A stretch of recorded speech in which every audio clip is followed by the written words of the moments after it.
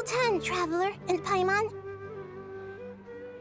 And thank you, Dunyarzad, for organizing the Sub-Zero's festival for me. I'm sorry, who are... Dunyarzad! You're okay! Oh, don't scare us like that! Oh, Traveler Paimon.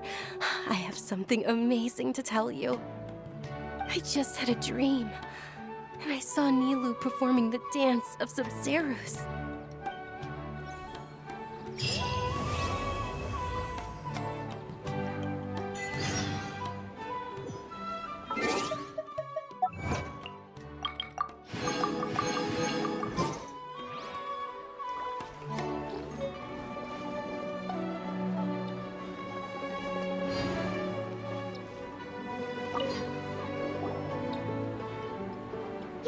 Actually Nahida, aren't you?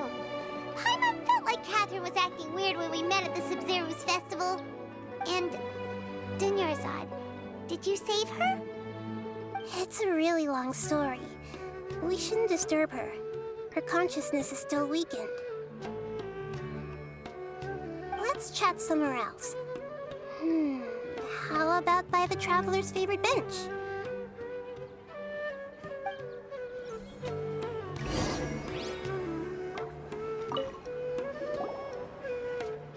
What's going on? Why are you two so excited to see me? Hasn't it only been a night? It's actually been much longer than that. Oh? Strange. Was I really asleep that long? No wonder I have such a headache.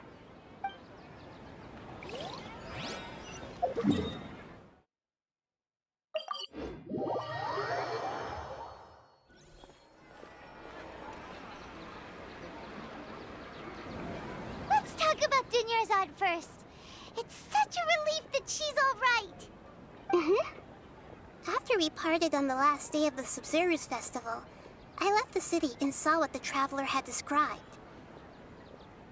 Among the countless dreams, I found one that was growing fainter and fainter. This proved my suspicion.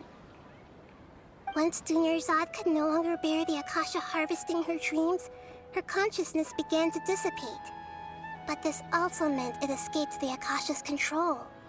Such a small fragment of consciousness can't last for very long, though. It will return to its original dream, where both will gradually fade until they completely disappear. I used all the power I had to keep her dying dream alive as long as possible, but it still wouldn't have lasted for much longer if it hadn't been for you two breaking the samsara. So it looks like we did manage to save Dunyarzad in the end. And not a moment too soon.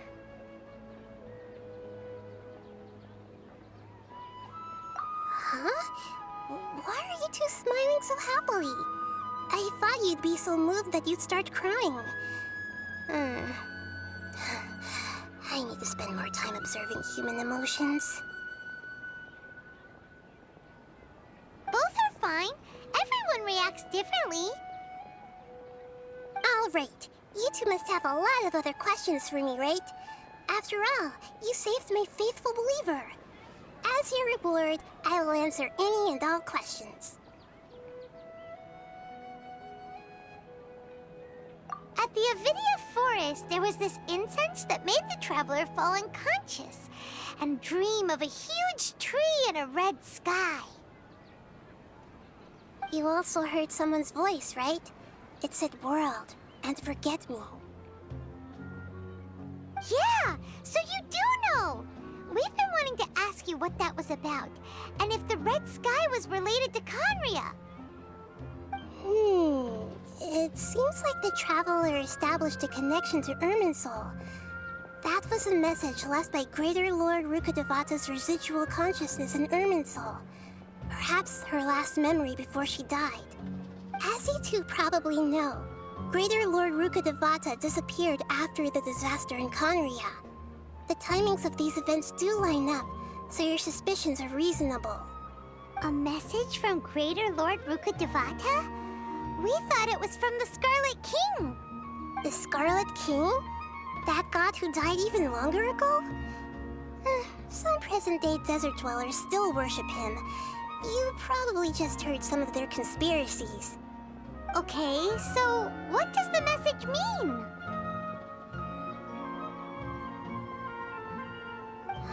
I still haven't managed to decipher it. Even the Akasha isn't currently capable of doing that.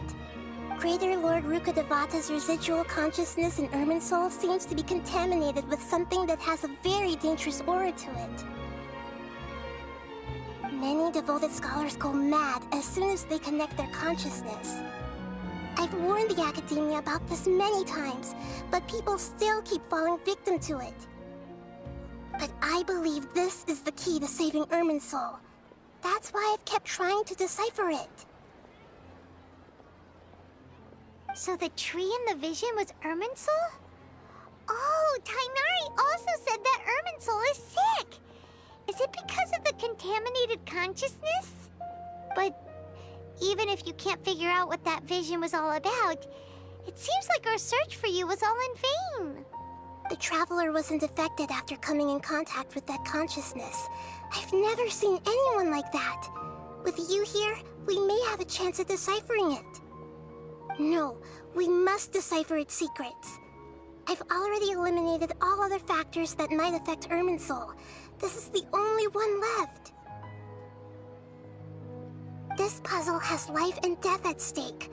It could determine Irminsul's fate, as well as Tevat's. To be accurate, I'm using the Akasha as a medium to occupy Katheryne's consciousness. How did you do that? Poor Katherine.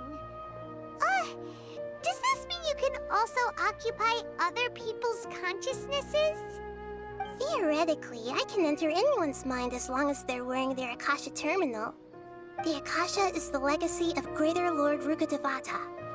As Lesser Lord KUSANALI and the first Akasha terminal, my consciousness has always been linked to the Akasha. I've always respected my people's free will, so I've never actually occupied their consciousness. When necessary, I just borrow this bionic Snezhnayan puppet. Hold on. Did we just learn some deep, dark secret? So Katherine is... No wonder Paimon felt something was off about her. What about your own body? Why do you need to borrow other people's? Don't you live in the sanctuary of Surasthana? That story begins a long time ago. After Greater Lord Rukkhadevata disappeared, the sages found my newly born self and took me back to Sumeru. At that time, I was young and weak. The sages kept me in the sanctuary of Surasthana, ostensibly for the sake of protecting me. But I've hardly heard from them since. However, I do understand that they had hoped to find Greater Lord Rukkhadevata instead of me, a symbol of her passing. So, the sages basically put their new Archon under house arrest? How dare they! Why don't you teach them a lesson, Nahida? In some ways, they aren't wrong. Greater Lord Rukkhadevata was omniscient and omnipotent. Even after her death, the Akasha is still empowering this nation. And I'm still really far away from being able to call myself the God of Wisdom. Moreover, the Academia is also more proficient at governing this country. My existence has little meaning. Yeah, you got a lot of believers. Just look at the Sub-Zero's festival. Everyone who showed up truly loves you. Thank you for the kind words. But I honestly don't need physical freedom as long as I can connect my consciousness to the Akasha. Trying to find a way to save Irminsul is my life's mission and top priority. I will work on that, and try to live up to being a deity in the meantime. Every once in a while, I will also take up the duties of the God of Wisdom and enlighten a lost soul here and there. Doing all that should be enough. There's never been any big problems with the Academia's governance of Sumeru. This is the first time I've seen them step out of line. I wonder what caused them to go down this path, and what they hope to achieve. Even though the city's residents haven't noticed anything strange, if the Traveler hadn't broken the Sub-Zero's samsara, the situation could have become dire. I tried to do some investigating in the Akasha, but I couldn't find anything suspicious. And all the people of interest seem to purposely avoid wearing their Akasha terminal. I think they're deliberately trying to hide something. Oh, that reminds Paimon. In Gandharvaville, there was a sage who had invited Tighnari to join some kind of project. Could it be related? Regardless, I need to first investigate the sage's motives, make things right, and punish them if needed. But I'll have to be discreet, or they'll see me coming. You mean how the Akasha stops you from having dreams? Yeah, it's been such a long time. No one's noticed something's up? It's not that no one noticed. It's more like no one cared. Ultimately, it's all rooted in the sage's misdirection. Misdirection? The sage has convinced everyone to believe that being unable to dream is a sign of rationality and wisdom. Not dreaming is a badge of honor in Sumeru, even if the truth is that their dreams are being reaped by the Akasha. With their propaganda in place, the sages can maximize their use of the Akasha to facilitate their research. Besides, Greater Lord Rukkhadevata must have created the Akasha in the hopes that it could be used to its full potential. That's why I've never come out strongly against this. Anyway, the perspective advocated by the sages drowned out any voices of doubt.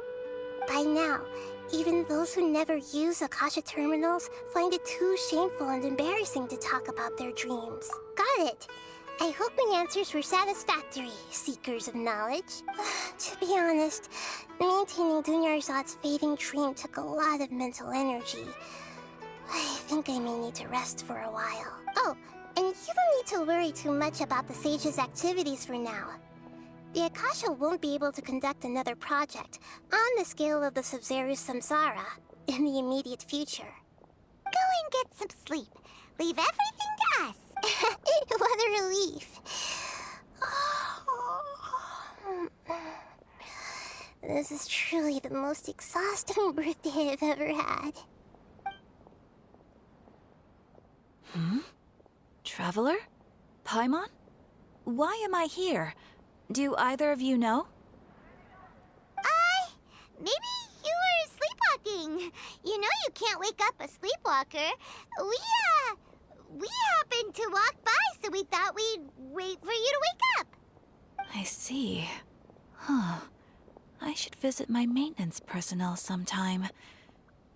Oh, I'm fine. I better go. Thank you.